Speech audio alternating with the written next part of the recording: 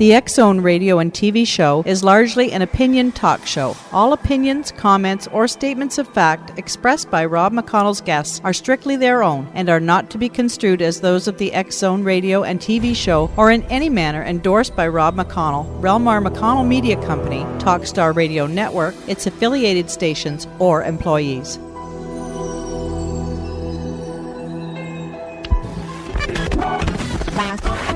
All Hit Radio.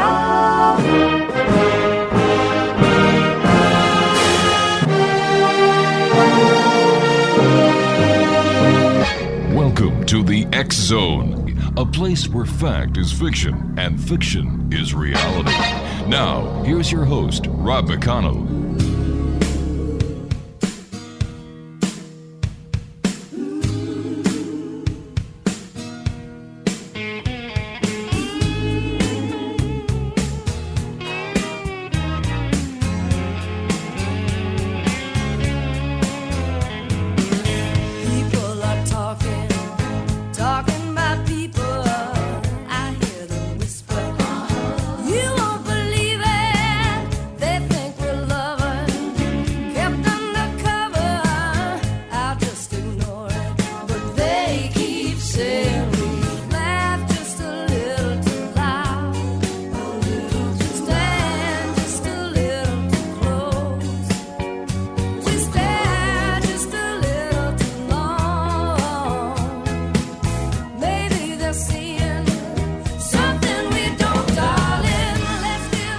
Tell you something, X-Zone Nation, we're going to give you and everyone else around this beautiful world of ours something to talk about.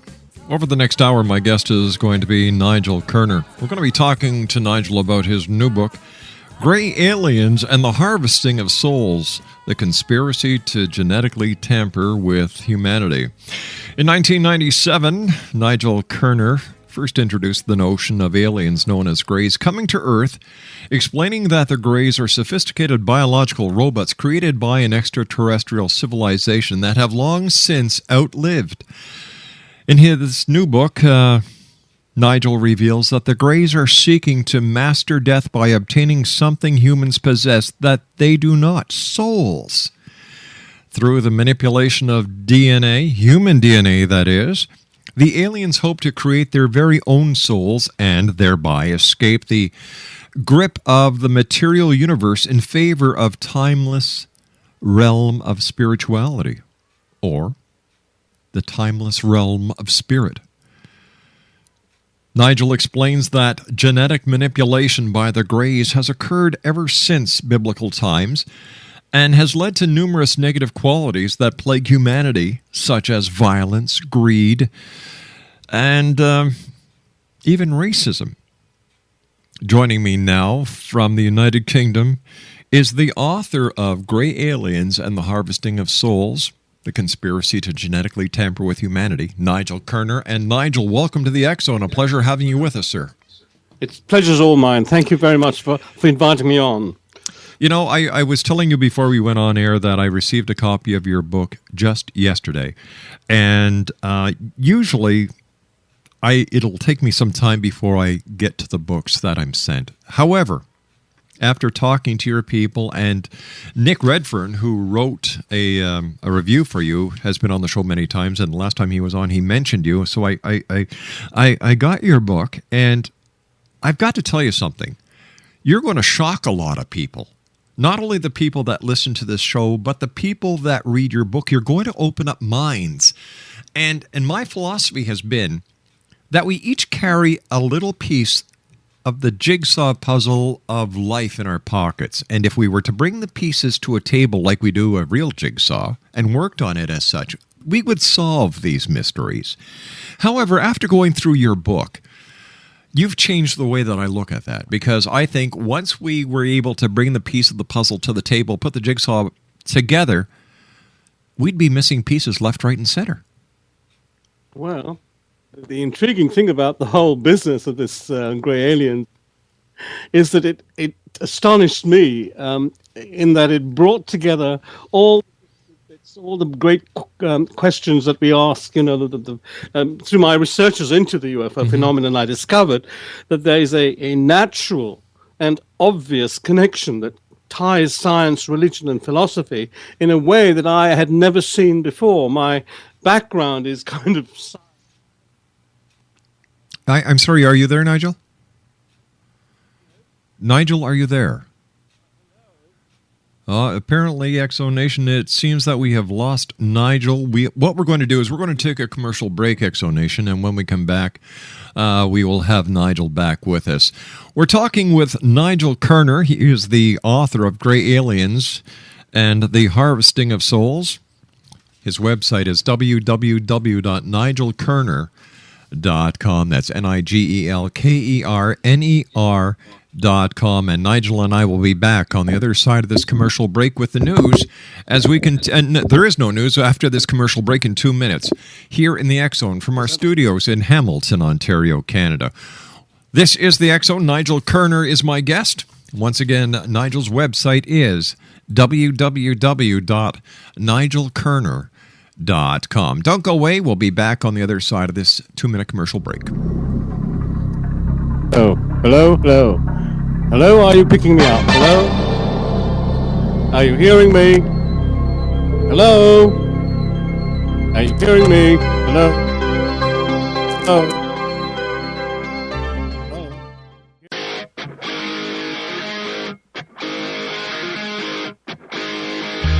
No matter what you are, I will always be with you. Doesn't matter what you do, girl. Ooh, girl, with you. No matter what you do, I will always be around.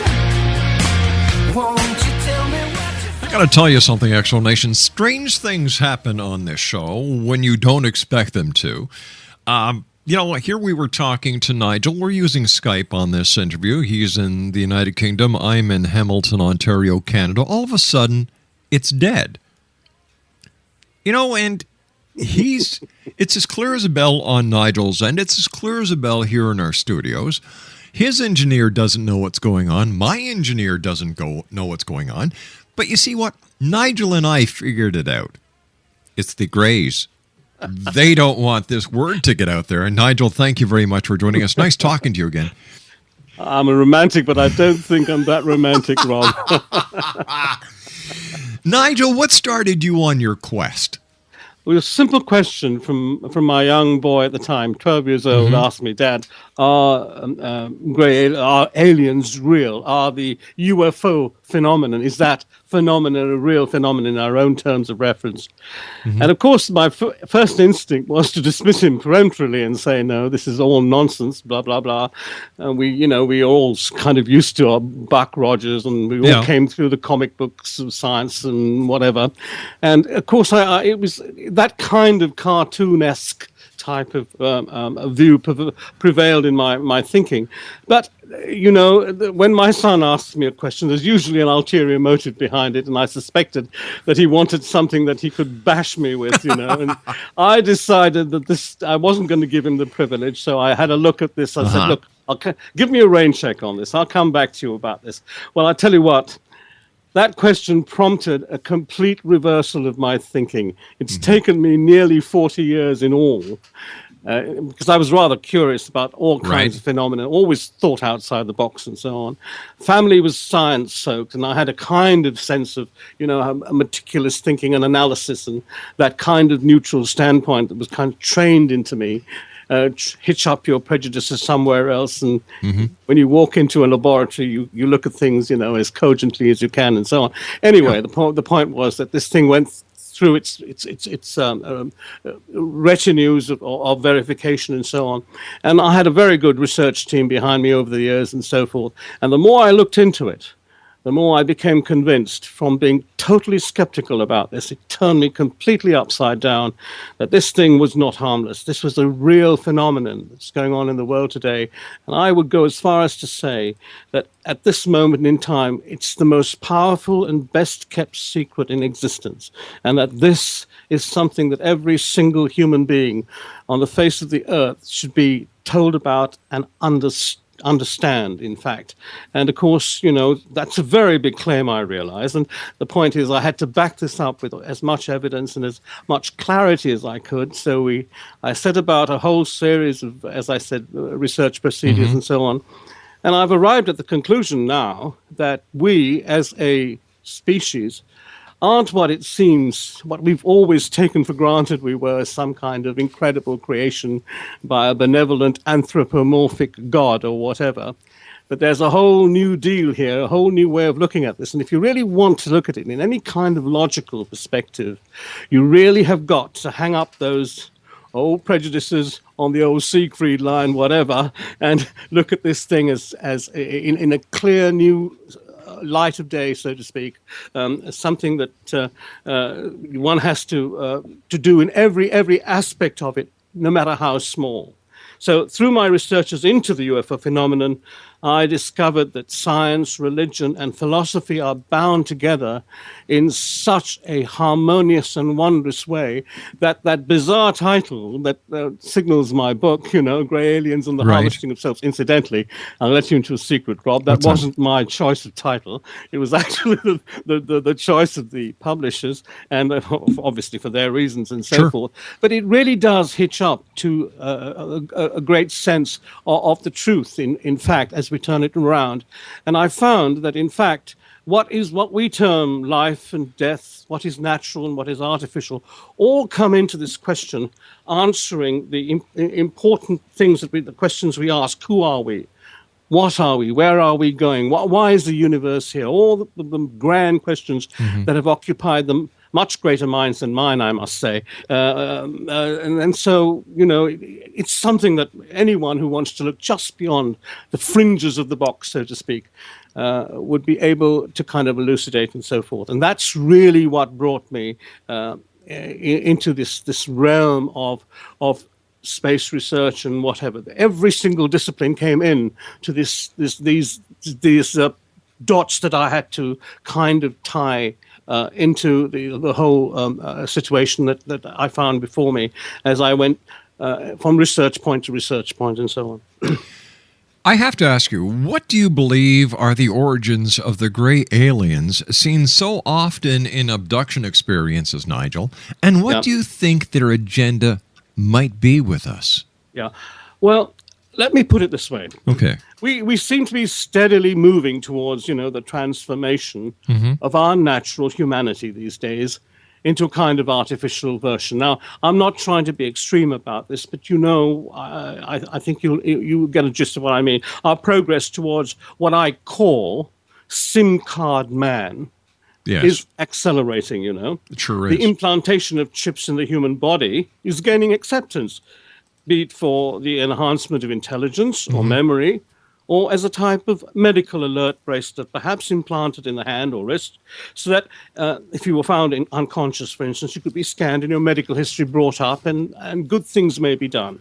Right. Wonderful justifications for all of this. In the news today, or it was today, but it's been in the news recently, there are reports that NASA and General Motors are just putting the finishing touches on a project to send robots out into space with astronauts. The robots would eventually, be left behind as caretakers to run longer-term experiments and so on. Now, my postulation is this.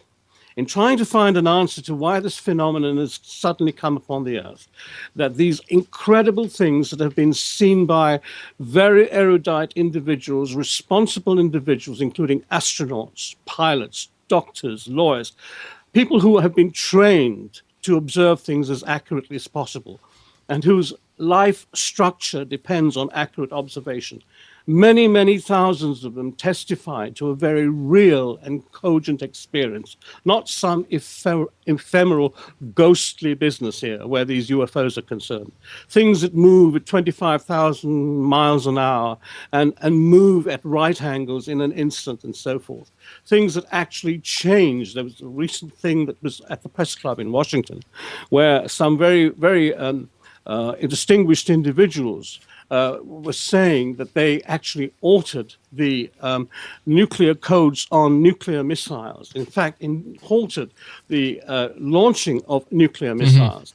Well, that is a very big deal indeed, as many people might realize. So could the gray aliens themselves be the final product of a civilization at some location out there in the universe, achieving a much grander scale of technological advancement than ours? And ours is only, 200 years old at the most, Rob, and carrying it on so far that the natural body is transformed into artificial implants, into a biomechanical artificial entity that I call a roboid. The gray, I believe, is not a natural biological thing. It is really a manufactured, made up physical mechanism that is a quantum computer that is out there to gather information at the behest, perhaps, of a natural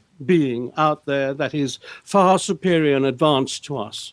Now, we're doing this, as I said earlier, in our own rudimentary way, relatively speaking. Yes. And these things, of course, might be so advanced that what we are would depend crucially on the programming of these things. And these things may well be programmed just simply to get compound information, information added upon information, so to speak, that extrapolated in terms of permutations and so on, to give various outlooks and compendiums of meaning and so forth. But we have a big, big problem here. What's that, sir? The problem is we come from a original stance with the universe. We are, as natural living beings, a complete contrast to this mechanism of roboidal manufacture, if you see what I'm trying to say. Mm-hmm. Each living being can trace ancestry back, father, grandfather, great-grandfather, and so on, all the way back to the beginning of the universe itself. And may be, and this is the crucial thing, what is beyond the atom, so to speak. And now this incredible difference is what everything hinges on, to my mind. One has to analyze this piecemeal, so to speak, as carefully as possible, taking the reasonable look in logical steps, both minimalistic and maximalistic, so to speak, and looked at in a clear, defined way. And when you do this, you begin to see an amazing thing open up before you, that in fact maybe the two basic contrasts existentially in our universe is that of naturalness against artificialness. And that if you contrast those two things, you've got trouble for one with the other, so to speak. And I think that what happens is in our rush, as we are rushing now to do this with our own version of robots, we are not seeing that one day maybe that naturalness and whatever the natural capacity of life and living might be, might well be taken away. But imagine if this naturalness also includes access to something beyond the atom that is not actually configured the way we think scientifically in logical and solid hardwired terms, shall we say. Supposing that there is an eternality, and I mean a indefinite eternality for the natural side of things, and supposing that the continuance paradigm for artificial things is temporal. If you look at the science of the universe, Rob, you have got this thing we call the second law of thermodynamics. All right, stand by, please, Nigel. You and I have to take a commercial break with the news. Fascinating, gentlemen. Fascinating story. Fascinating book, Exo Nation. Gray Aliens and the Harvesting of Souls. www.nigelkerner.com. NigelKerner.com. We'll be back on the other side of the news. My name's Rob McConnell. Don't go away.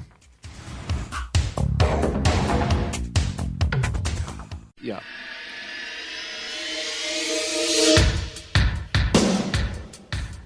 My name is Michael Telstar, Canada's leading mentalist from Toronto, Ontario. Hi, my name is Splenda, and you're listening to my dad, Rob McConnell, on the XZUFO. This is Psychic Dorothy from St. Catharines, and you're listening to Rob McConnell. Hello, my name is Holly Reeves, an astrologer from Astro For You, and you're listening to Canada's #1 paranormal radio show, The X Zone, with Rob McConnell. Welcome to the X Zone, a place where fact is fiction and fiction is reality. Now, here's your host, Rob McConnell.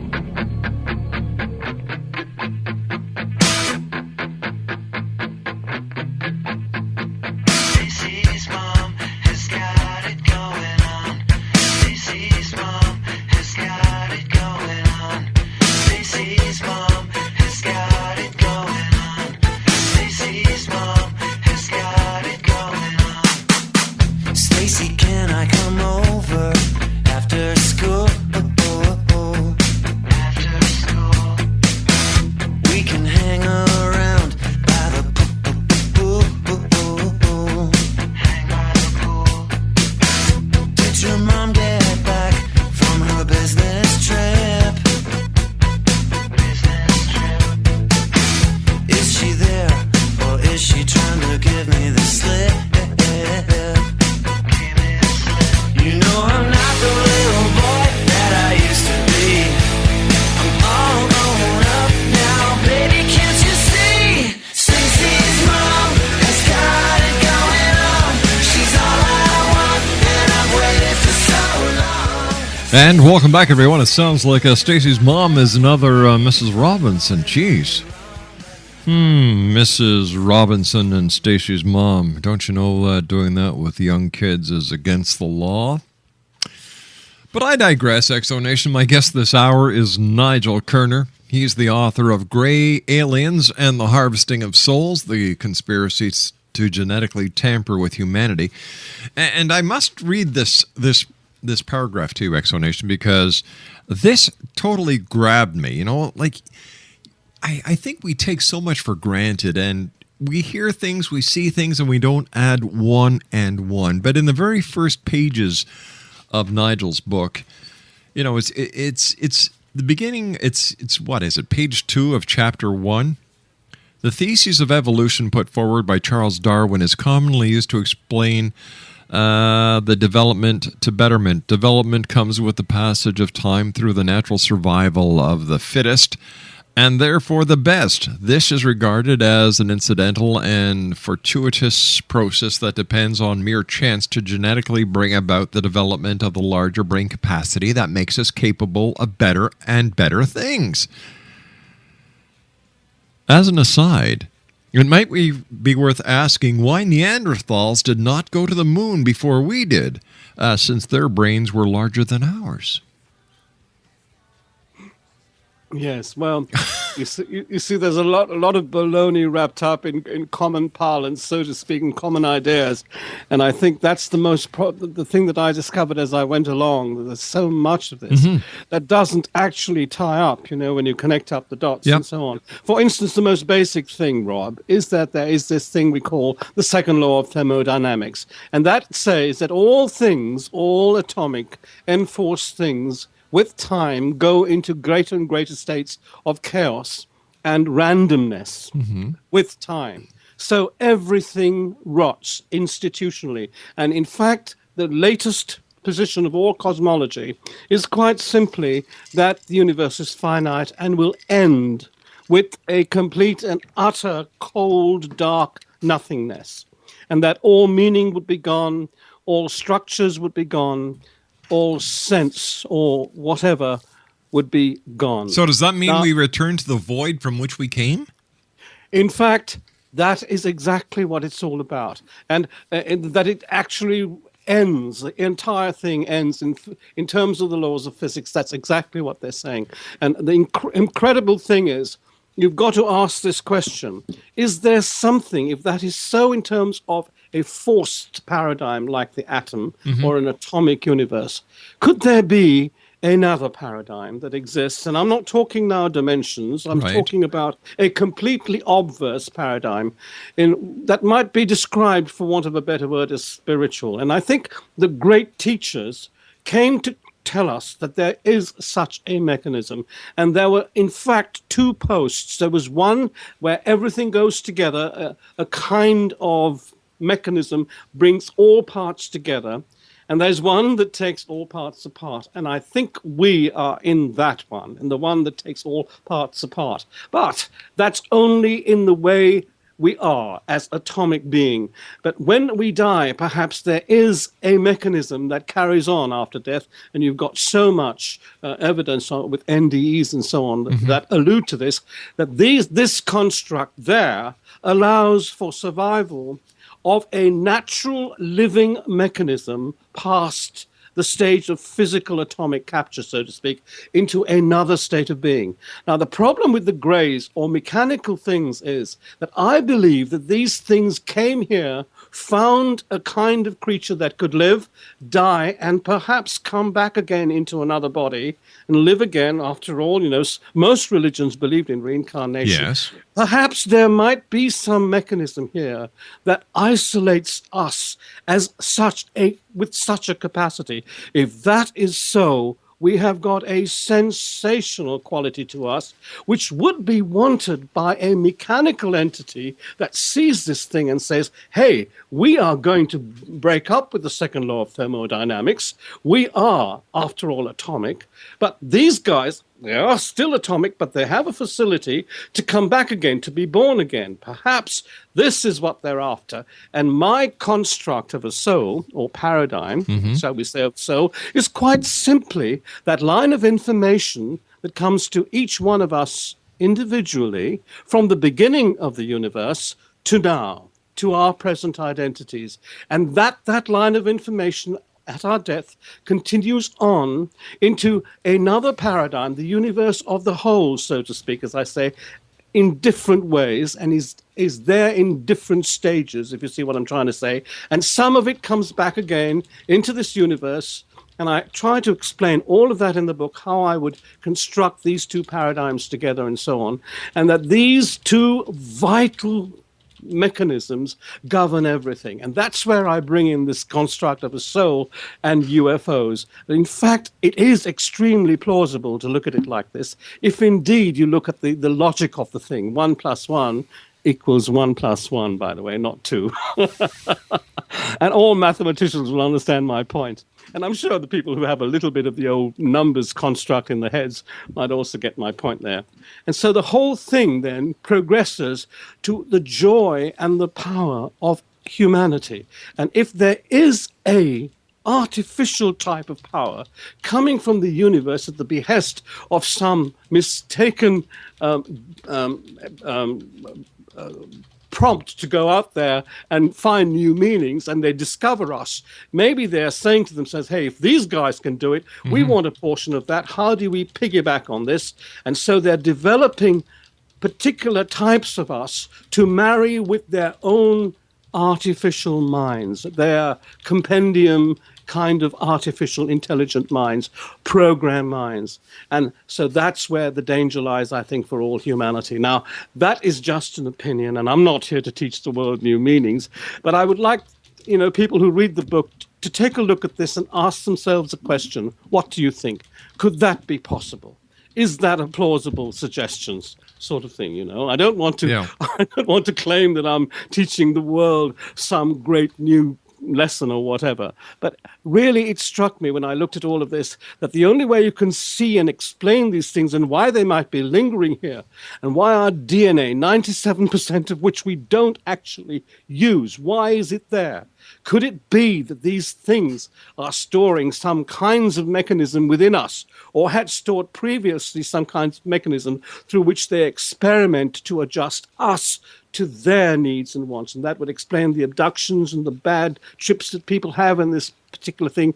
We are just kinds of lab rats at the behest of their technology. And if they were good beings, if they had some wonderful sense of us, kindly sense, surely the first duty would be to inform the people that they are here to help us with their mighty, scope and beneficence and so on, and grant that to us instead of hiding away, instead of keeping away from us all, and having themselves hidden by perhaps certain cartels of humanity who have been fooled into thinking by these things that they are here for the good of mankind, when in fact it might well be for the opposite. Why do you think the governments of the world are not telling the public about this? Why do you think they're suppressing this information? Well, the ostensible reason for it all is that it would create panic, and I think that's absolute poppycock. Codswallop, we've got a lovely word in England called cods. It's absolute garbage, really. And the fact is, I think that there is a small cartel of specialized beings, perhaps genetically engineered by these creatures, who in fact have the real power of this world. And that small caucus is in fact at the center of most of what we know to be governmental mechanisms that under which we all have to prevail and so on. And I think that this particular thing is something that the whole world needs to look at. All of us need to ask this question, or else before we know what we are, a very clever, highly intelligent type of being that has their agenda uppermost will actually work it exactly like this, not show themselves, especially if the agenda is not, as I said, to our benefit, but theirs. If you see what I'm trying to say. So you see, there's a lot to look at here, and I don't really want to cause, all kinds of panic or whatever. But, I want my children to know what kind of future they might have. It's a very simple thing that a parent would want for their child.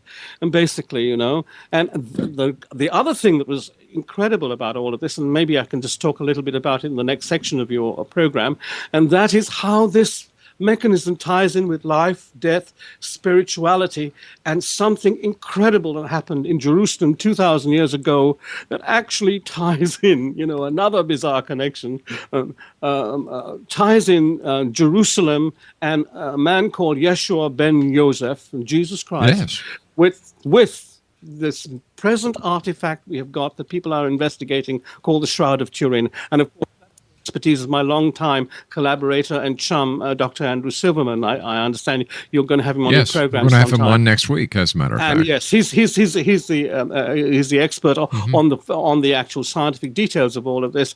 But he delivered a talk at Frascati, Italy, where all the top scientists in the world researching the shroud at the moment gathered together on something that I had written that Andrew had read, and that just kind of inspired him to go and take this on into a philosophical outlook, which he catalogued absolutely brilliantly at this meeting. And I hope that you really get a good kind of sense of this whole thing from what Andrew has to say next week about that. But it really does marry up, this business of the shroud, about spirit, about matter, about artificiality, about naturality, and so on. It's those underlying existential precepts that I think we all have to take a serious look at if you, in fact, value our scope as this thing we call human. And I think Jesus Christ, with this incredible thing he did with the shroud, demonstrated that we have a fantastic capacity. I mean human beings. He did refer to us in the New Testament as gods. He said, "Don't ye know ye are gods, and you will do things much greater than I do." And that is really what I'm trying to get through in my book to human beings. That is not a catalogue of doom. In fact, it's trying to show us that there is something mighty about us all, which, as time goes on, we have failed to recognize, really, because religions have cartelized, tribalized us, and quite frankly, lied to us. I believe, sir, that history has lied to us from the very beginning, that historians have been suppressing the truth, that they are more responsible for the suppression of truth than any government on this planet. Imagine how many souls have gone before, not quite realizing the full meaning of what we might actually be. That if Jesus Christ did what he did, and the shroud is what people now think it might be, we've got a fantastic affirmation of the power and size of every single human being on this earth, Rob. And that really is something worth talking about, really. You see, and if the powers to be suppress the truth that we each have this great power within each and every one of us, then they lose control. Of course they do. And of course the only things that can do that are the things that do not understand that power. And a machine, of course, programmed in mindedness, so to speak, my word, mindedness, programmed in mindedness, will not be able to realize the damage it is doing by quite simply trying to get a bit of the action that we as natural beings can in fact achieve. And so that, I think, is this big deal, this big construct between aliens, grey alien robots, and us, and what we see out there in the skies and wherever. And that's what's inspired me to write this. When finally I got the intuition and inspiration, and it finally clicked, it took long enough. I mean, I was doing research a long, long time before I woke up and said, oh my goodness, I wonder if this might be what it's all about. And that's when I started writing the books. And of course, it's taken me 3 books to tell the story, the second of which I've just has been published last year. And we'll wait to see what the groundswell is and see what kind of trouble it's caused before we release the third one. Sir, please stand by. You and I have to take our final break for this hour. XO Nation, Nigel Kerner is my very special guest, and Nigel's book is entitled Grey Aliens and the Harvesting of Souls, The Conspiracy to Genetically Tamper with Humanity. Now, Christmas is right around the corner. This would be a great Christmas gift for anyone who's into alien abductions, greys, UFOs, anyone who's into the truth. This is a great Christmas gift. His website is www.nigelkerner.com. That's www.nigelkerner.com. Nigel and I will be back on the other side of this commercial break as we continue from our studios in Hamilton, Ontario, Canada. My name is Rob McConnell. Do not go away.